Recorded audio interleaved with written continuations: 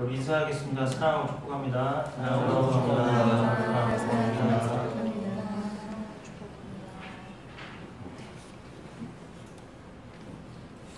오늘 말씀은요, 오병이어의 이적을 목격한 사람들, 그래서 이 갈릴리 바다를 건너와서 이제 가버나움에 계신 예수님을 만나서 그들이 묻되 우리가 어떻게 하여야 하나님의 일을 하오리이까? 28절 말씀이 그렇게 묻고 있습니다. 많은 사람들이 던지는 질문이에요. 예수님께.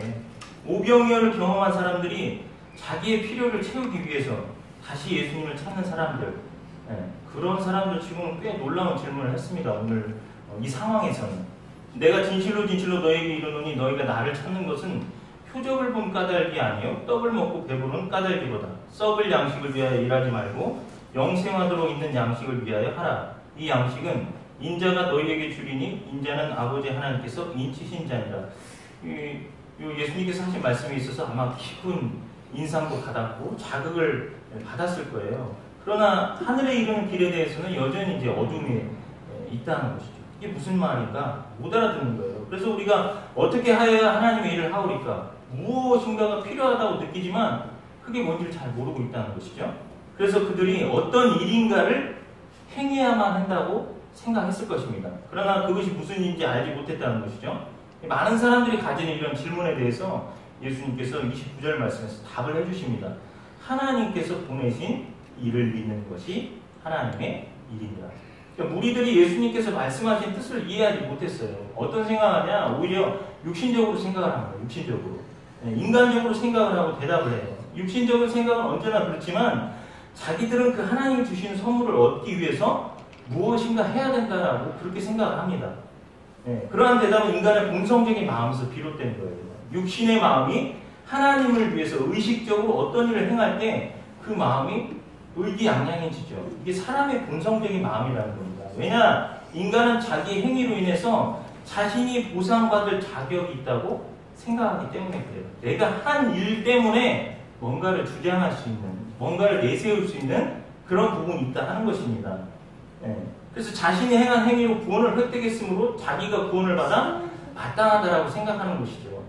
거기에서 이제 당당함이 나오는 겁니다. 그러므로 인간이라는 것이 은혜로서가 아닌 빚에 대한 대가로서 그 보상이 주어진다 생각하는 것이죠. 그러니까 내가 뭔가를 해서 갚으면 된다 이렇게 생각을 해요. 그게 인간적인 생각이다 하는 것이죠. 영적인 것이 훈련이 되어져 있어야 되는데 우리가 세상에 젖어서 살잖아요. 그렇죠? 그러니까 영적인 것을 잘 생각하지 못해요. 우리의 육신은 세상 속에서 시간을 많이 보냅니다. 그러니까 영적인 것에 집중하지 않는 것이죠. 반대로 세상적인 것에 젖어들고 세상을 옷 입기 때문에 그런 것이 자연스러운 거예요. 그냥 세상적인 것이 나에게 익숙한 거예요.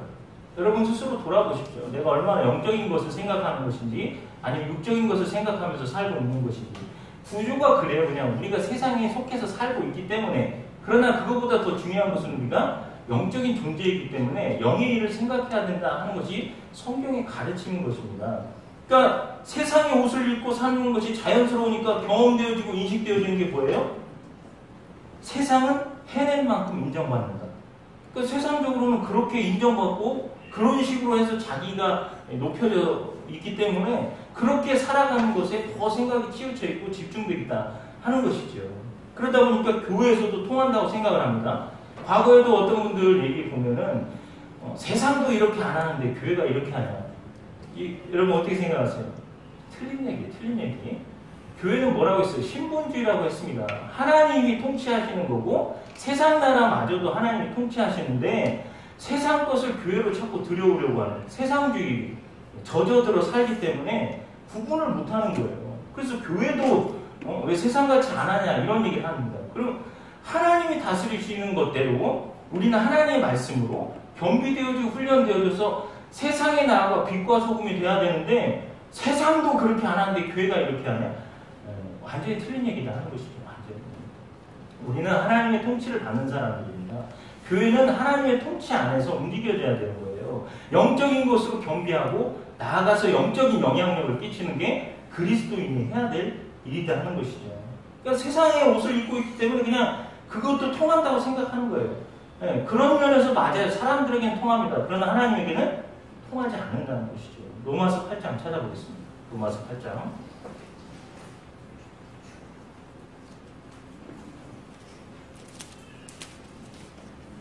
5절에서 9절 말씀입니다. 로마서 8장 5절에서 9절 말씀. 육신을 따르는 자는 육신의 일을, 영을 따르는 자는 영의 일을 생각하나니 육신의 생각은 사망이요 영의 생각은 생명과 평안이니라. 육신의 생각은 하나님과 원수가 되나니 이는 하나님의 법에 굴복하지 아니할 뿐 아니라 할 수도 없습니다. 육신에 있는 자들은 하나님을 기쁘시게 할 수 없느니라. 만일 너희 속에 하나님의 영이 거하시면 너희가 육신에 있지 아니하고 영에 있나니 누구든지 그리스도의 영이 없으면 그리스도의 사람이 아니라. 잘 아시겠죠?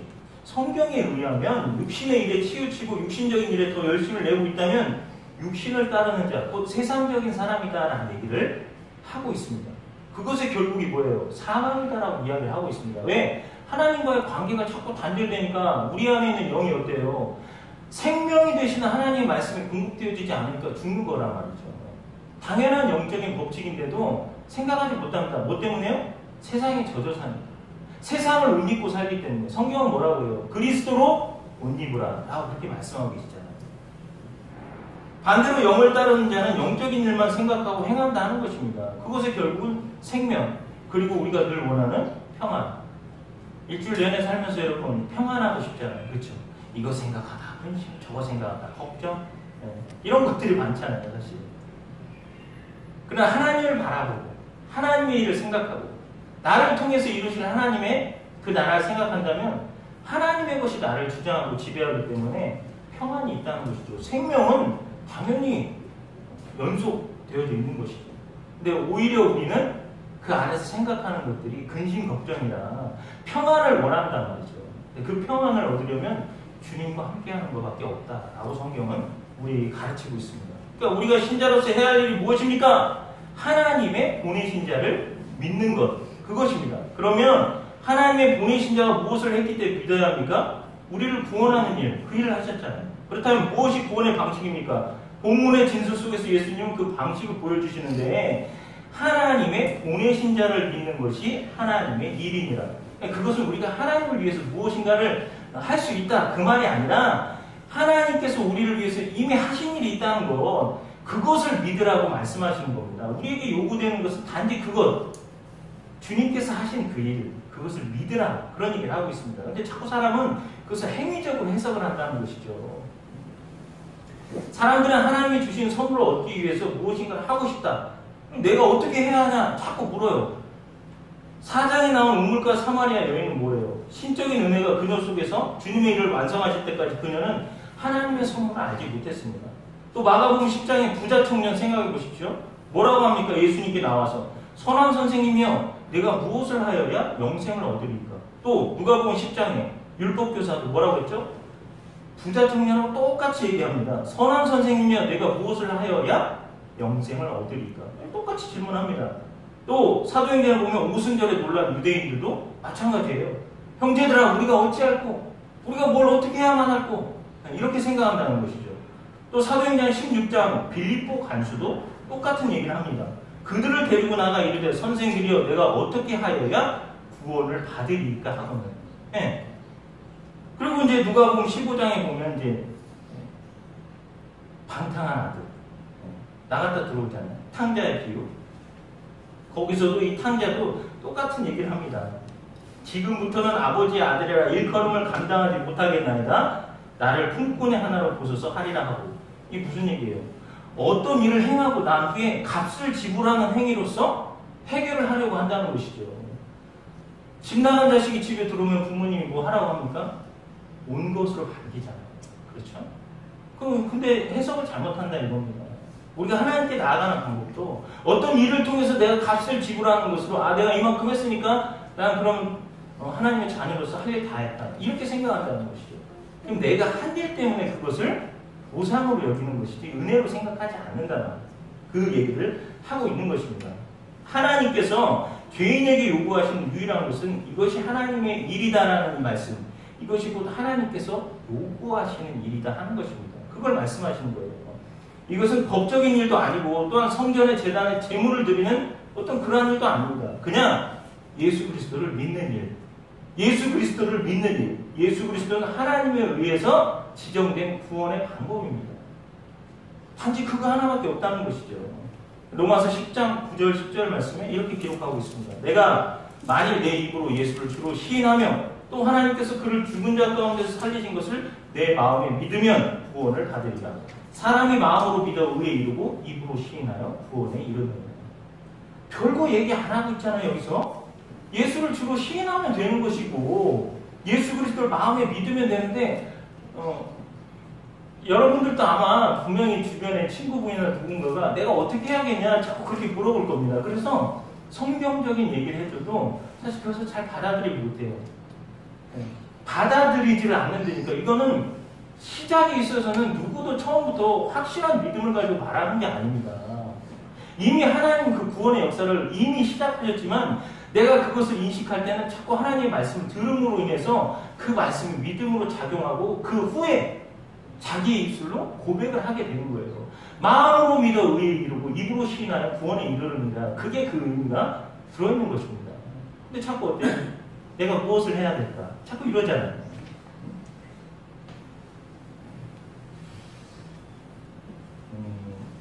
좀 어쨌든 제가 생각하기에는 재밌기도 하고 놀랍기도 하고 이제 앞으로 여러분들도 이제 새로운 신자들 교육하시게 되거나 이런 일들이 맡겨졌을 때 분명히 그 질문으로부터 시작하도록 여러분에게 가르칠 거지만 역사적인 그 사실을 가지고 우리나라에도 역사가 있고 외국에도 역사가 있고 그럼 이스라엘도 역사가 있는데 우리가 보지 못했고 경험하지 못했지만 오래전 사람들에 대해서 이야기를 하면 다 믿습니다. 그렇죠?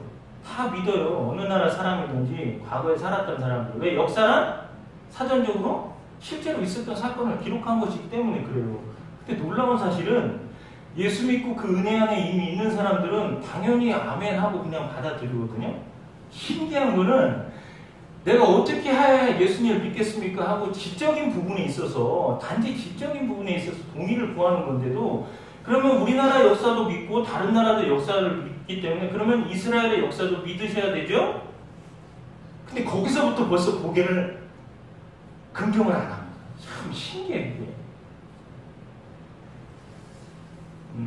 지난주 어떤 청년만을 얘기하는 게 아니고요. 또 이 건물에 있는 어떤 분에게도 동일하게 제가 얘기를 했어요. 근데 그거에 긍정을 안 하더라고요. 이스라엘 역사도 그럼 믿어야 되잖아요. 그래 이스라엘 역사책이 뭐죠? 우리는 알죠. 성경책이에요. 모세오경이란 말이에요.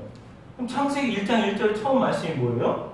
태초에 하나님이 천지를 창조하시니라. 그럼 하나님이 계시다 안 계시다? 계시잖아요. 그냥 우리는 그냥 아멘이에요. 근데 그 얘기를 딱 꺼내죠. 이렇게 된다니까 이게. 전 이해할 수가 없어요. 정말. 그러니까 예수 믿고 이렇게 나와서 예배드리고 감격하고 감동하는 게 얼마나 큰 은혜인지 그때 확인할 수 있다는 것이죠. 이스라엘의 역사이기 때문에 태초에 하나님이 천지를 창조, 하나님 계셔. 그러니까 하나님 계시는데 그 하나님이 태초에 천지를 창조하시니라. 이 온 우주 만물을 만드신 분이 있는데 그게 누구냐? 하나님이시다. 이렇게 너무 쉬운데도 그거를 받아들이지 못하더라는 거예요. 여기서 이제 우리가 생각할 건 그것 때문에 우리가 실망할 필요는 없습니다. 사실 우리도 마찬가지였었다 하는 부분들. 그러니까 이렇게 우리가 예배 드릴 수 있다는 거, 감격할 수 있다는 게 감사한 부분입니다. 사실은. 제가 말씀드린 건 지적인 동의마저도 하지 못하더라. 똑같은 역사인데 이스라엘 역사만 못 받아들이겠다라는 이제 그런 모양새인 것이죠. 네. 그래서 27절 말씀처럼 인자는 즉 예수님 하나님께서 구원을 위해서 인치신 유일한 분이십니다. 그러니까 하나님께서는 오직 예수님을 믿는 것으로 구원을 승인하셨어요. 다른 것으로는 구원을 얻을 수 없나니 천하 인간은 구원을 얻을 만한 다른 이름을 우리에게 주신 일이 없습니다. 예수님에 대한 믿음이 없이는 하나님이 그 사람을 받아들이실 수 있는 것이 아무것도 없다는 뜻입니다. 어떠한 선행도 대체시킬 수가 없어요. 앞서 언급한 빌립보 감옥의 간수가 바울에게 내가 어떻게 하여야 구원을 얻으리까? 라고 물었을 때 바울은 예수님께 말씀하신 대로 예수님께서 가르쳐 주신 대로만 얘기해요. 다른 얘기 하지 않습니다. 사도행전 16장 32절에 이르되 주 예수를 믿으라 그리하면 너와 내 집이 구원을 받으리라. 인간은 믿기보다 오히려 행하여 왔습니다. 왜 그럴까요? 행위가 인간의 교만을 부추깁니다. 단지 믿는다고 생각하는 것은 왠지 연약하다는 그런 생각이 들어요. 뭔가 마음에 들지 않아. 여러분, 매우 가려운 부분이 있습니다. 온몸에. 네, 그럴 때 있죠. 갑자기 가려울 때 있어요. 근데 그걸 긁어야 되는데 저처럼 이렇게 팔이 짧아가지고 이렇게 손이 안 닿아. 뭐 긁어야 되는데 안 돼. 또 예를 들면 여성분들 같은 경우는 김장을 해야 돼서 뭐 묻어가지고 긁을 수가 없어. 옷에 붙으니까. 장갑 껴가지고 이게 김장 그게 묻어있으면 못 긁어. 근데 이제 이게 어쩔 수 없이 그냥 넘어갈 때 있죠. 예. 근데 시원하지 않아. 긁어야 되는데. 찜찜하잖아요, 그냥. 그것과 마찬가지다, 이겁니다. 이 구원에 있어서. 마치 나의 어떤 극적인 행동이 있어야 되는데 그게 없이 하나님을 그냥 믿기만 하라, 고백만 하면 된다, 마음에 믿으면 된다, 이렇게만 말씀하시는데 그렇게 하면 뭔가 찜찜해. 이렇게 생각한단 말이에요, 사람들이. 내가 뭔가를 하나님께 드려야만 이 구원은 마치 완성이 있는 거죠. 그게 우리 인간의 마음에 교만을 부추기는 일을 하는 겁니다. 하나님이 없는 내가 드러나야 돼. 나도 어느 정도는 했다는 당당함에 대한 부분을 만들어내는 것이죠. 인정받고 내세울 만한 부분을 만들려고 하는 것이 바로 인간의 교만입니다. 사람들은 자신을 구주 예수님의 손에 맡긴다는 것이 무엇인지 잘 모른다는 겁니다. 사람들은 구주 예수님보다도 자기 자신의 의로운 행위, 그런 것들에 더 의탁을 하려고 하는 것이죠. 행위를 통해서 자기의 전적인 파멸에 대한 정당성을 확보할 수 있다는 것, 이것이 인간의 변명거리입니다. 여러분, 사실 행위 자체가 긍지와 영광을 갖게 하는 기반을 제공해 주는 것은 사실이에요. 우리 인간적인 입장에서 봤을 때. 그럼에도 불구하고 하나님께서 받으신 유일한 한 가지 그 일, 하나님께서 인치신 자 예수 그리스도를 믿는 것입니다. 아시겠습니까? 여러분, 한번 생각해 보죠. 선한 행위가 없이 천국에 들어갈 수 있는가? 어떻게 생각하십니까? 그럴 수 없다가 봤습니다. 선한 행위를 해야죠.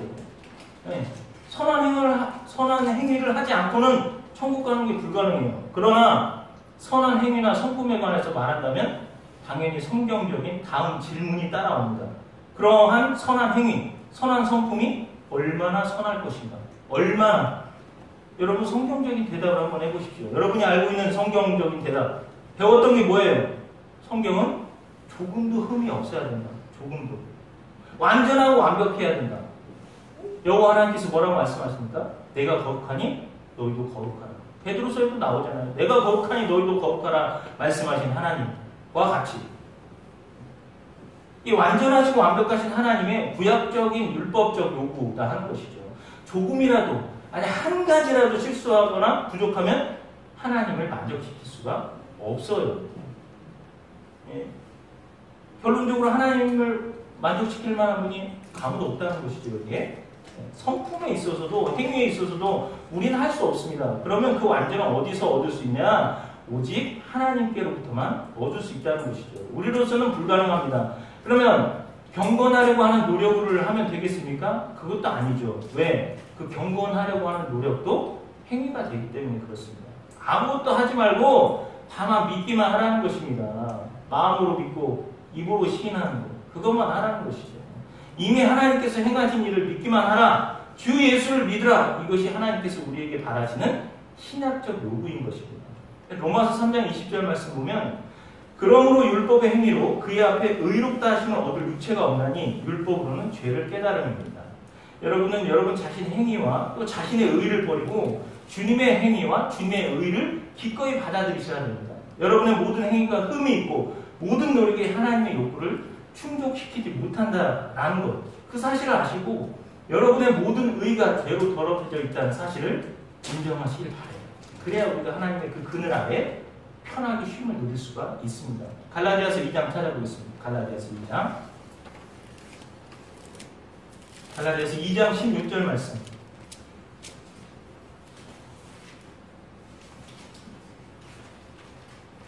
사람이 의롭게 되는 것은 율법의 행위로 말미암음이 아니요 오직 예수 그리스도를 믿음으로 말미암는 줄 알므로 우리도 그리스도 예수를 믿나니 이는 우리가 율법의 행위로서가 아니고 그리스도를 믿음으로써 의롭다함을 얻으려 함이라. 율법의 행위로서는 의롭다함을 얻을 육체가 없느니라. 아시겠죠? 한 번 더 찾겠습니다. 로마서 4장. 로마서 4장 1절에서 7절까지 말씀 드리겠습니다. 로마서 4장 1절에서 7절. 그런즉 육신으로 우리 조상인 아브라함이 무엇을 얻었다 하리요? 만일 아브라함이 행위로서 의롭다 하심을 받았으면 자랑할 것이 있으려니와 하나님 앞에서는 없느니라. 성경이 무엇을 말하느냐? 아브라함이 하나님을 믿음에 그것이 그에게 의로 여겨진 바 되었느니라. 일하는 자에게는 그 삭시 은혜로 여겨지지 아니하고 보수로 여겨지거니와, 여기서 말하는 일하는 자에게는 보수로 여겨지거니와, 앞서 말한 누가복음 15장 탕자의 생각이 바로 이겁니다. 일하는 자로서 보수로서 갚겠다 하는 생각이라는 거죠. 일을 아니할지라도 경건하지 아니한 자를 의롭다 하시는 이를 믿는 자에게는 그의 믿음을 의로 여기시나니, 일한 것이 없이 하나님께 의로 여기심을 받는 사람의 복에 대하여 다윗이 말한 바 불법이 사함을 받고 죄가 가려짐을 받는 사람들은 복이 있고, 이렇게 말씀하고 있습니다. 이해하시겠죠? 아브라함도 행위가 인정되면 단지 그의 자랑거리일 뿐입니다. 그러나 하나님 앞에서는 아무것도 없다는 것이죠. 아브라함은 하나님을 믿었습니다. 이 고백이 창세기 15장 6절의 말씀인 것이죠. 그리고 하나님께서 이 신칭을 믿음이 의롭다 여겨주셨다 하는 것입니다. 여김을 받았다 하는 것. 일을 아니할지라도 경건하지 아니한 자를 의롭다 하신 이를 믿는 자에게는 그의 믿음을 의로 여기시나니 라고 성경이 보증하고 있는 것. 이러한 존재가 바로 저와 여러분이다 하는 사실을 믿으시기 바랍니다. 하나님께서 예수 그리스도의 완전한 성품을 여러분에게 제공하셨음을 믿으시기 바라요. 더구나 하나님께서 저와 여러분의 죄를 예수님께 맡기셨습니다. 예수님은 그 죄를 위해서 죽으셨습니다. 혹시 여러분이 예수 그리스도보다 더 의지하는 무엇이 있습니까? 그게 혹시 의식입니까? 아니면 예식입니까? 어떤 사람들은 자기들이 세례를 받은 것, 세례 받은 것, 그것 때문에 구원 받았다고 생각합니다. 그러나 세례란 하나님께서 이미 행하신 것에 대한 표이지 세례 받은 것이 구원의 방편은 아니라는 것이에요. 그 세례 받은 것 때문에 그걸로 다 끝났다고 생각하는 사람들이 너무 많습니다. 그렇지 않아요.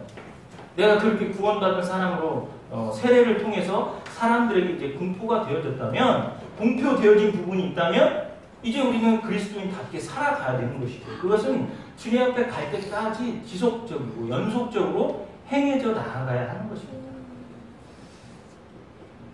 여러분은 예수 그리스도를 믿는 것 외에 어느 것도 여러분을 구원시킬 수 없다는 사실을 기억하셔야 됩니다. 여러분 자신의 행위를 포기하시고 하나님의 사랑하시는 아들을 받아들이십시오. 나의 죄를 깨끗게 해주시려고 피 흘리시고 십자가에서 죽으신 예수님을 믿는 것입니다.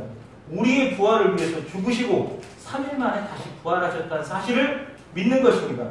승천하사 믿는 자를 저 천국으로 인도하시려고 다시 오실 예수님을 믿는 것, 그것이 하나님께서 우리에게 요구하시는 전부다 하는 것입니다. 아시겠습니까? 우리 로마서 5장 한 번 더 찾아보죠. 로마서 5장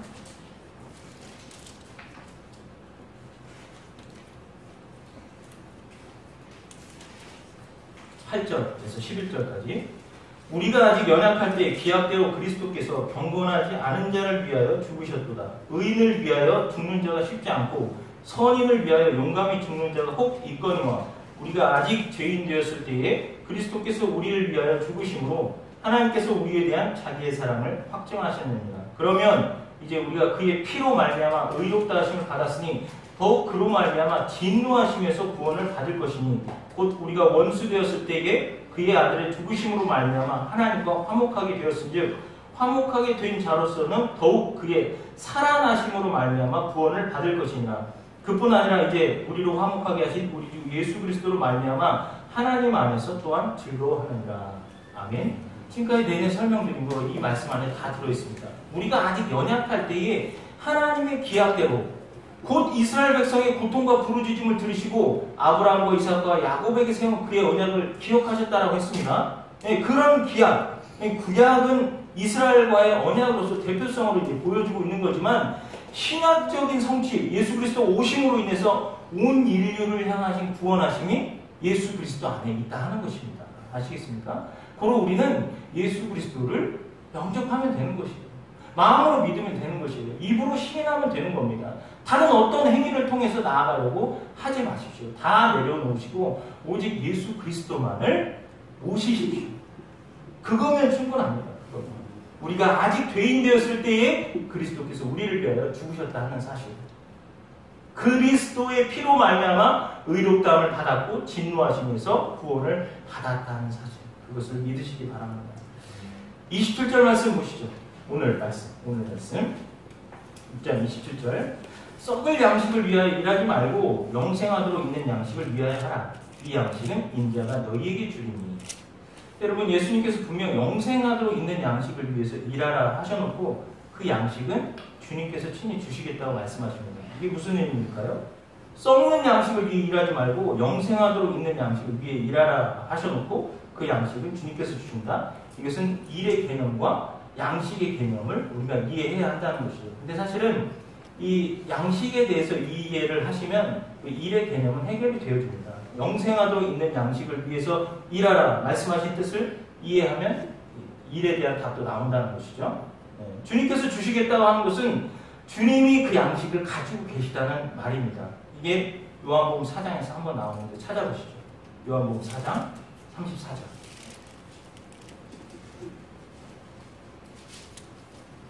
요한복음 4장 34절 말씀에 예수께서 이르시되 나의 양식은 나를 보내신 이의 뜻을 행하며 그의 일을 온전히 이루는 이것이니라. 예수님의 양식이 여기서 뭐라고 해요? 나를 보내신 이의 뜻을 행하며, 하나님께서 보내신 이의 뜻을 행하는 것이죠. 그분의 일을 온전히 이루는 것이다. 그러니까 예수님은 자신의 뜻을 행하고 나의 목적을 온전히 이루는 것이 아닌 자신이 부인되고 자신의 삶 속에서 하나님의 뜻을 행하고 하나님의 일을 온전히 이루는 것을 양식으로 삼고 계셨습니다. 그러면 여러분, 제가 수도 없이 여러분에게 말씀드렸고 앞으로도 계속 말씀드리겠지만 예수님께서 아버지께서 나를 보내신 것 같이 나도 너희를 보내노라 하면서 그 사명을 위임하셨단 말이죠. 예수님께서 하나님의 일을 온전히 이루려고 이 땅에 사신 것처럼 당연히 우리도 그렇게 사는 겁니다. 그러니까 이 양식이라는 것, 그것을 양식으로 삼는다는 것은 결국 그렇게 살아내는 것이죠. 그게 바로 일인 거예요. 이해하시겠습니까? 고로 영생하도록 있는 양식을 위해서 일하라. 내가 없는 겁니다. 오직 예수 그리스도고 그분이 어떻게 행하시고 어떻게 사셨는가, 그것을 아는 것이다 하는 것이죠. 나의 욕심과 정욕을 채우며 나의 비전을 성취하는 삶이 아니라 하나님의 뜻을 행하고 그분의 일을 온전히 이루는 것. 따라서 영생하도록 있는 양식을 위한 일이라는 것은 우리가 그 양식을 얻어내기 위한 열심을 부려하는 어떤 일들이 아니라 하나님의 뜻을 행하고 하나님의 일을 이루기 위해서 예수님을 찾는 것입니다. 예수님을 연구하면 예수님이 행하신 일과 예수님께서 말씀하신 것, 선포하신 것, 가난한 자를 돌아보고 병든 자를 고치고 하는 이런 모든 일들, 복음을 전하러 다니셨고 이런 모든 것들, 하나님의 나라를 이루는 일을 행하셨던 것을 양식으로 삼으셨기 때문에 그 양식이 바로 우리의 양식이 되게 해야 한다라는 말씀을 하고 계십니다. 사랑하시는 여러분, 하나님의 일, 예수 믿기를 평생 잘하시길 부탁드립니다. 예수 믿기 잘하는 성도란 하나님은 창조주시고 자신은 피조물이라는 올바른 자각 아래서 자신의 모든 인생을 자기 자신을 위해서 일하는 것으로 허비하는 삶이 아니라 하나님의 뜻을 행하고 하나님의 일을 이루기 위한 삶으로의 대전환이 일어난 사람을 가리킵니다. 성도는 자신이 구원 얻는 것으로 마지막으로 삼고 살면 안 돼요. 구원 받았으면 이제 주님을 위해서 살아가는 것입니다. 하나님의 나라와 뜻을 이루기 위해서 살아가야 되는 것입니다. 그게 성도입니다. 하나님을 믿는 자, 예수 그리스도를 구주로 고백하는 사람은 그렇게 살아가는 것입니다.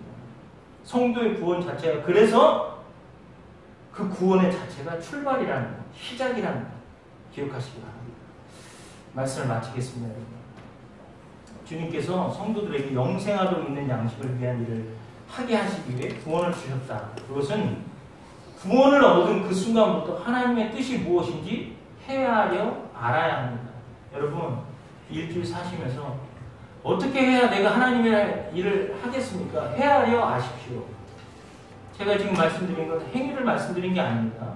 주님이 양식으로 삼으셨던 그 일들이 무엇인지를 알아야 되기 때문에 말씀과 기도, 헤아려 하나님의 뜻을 알아야 됩니다.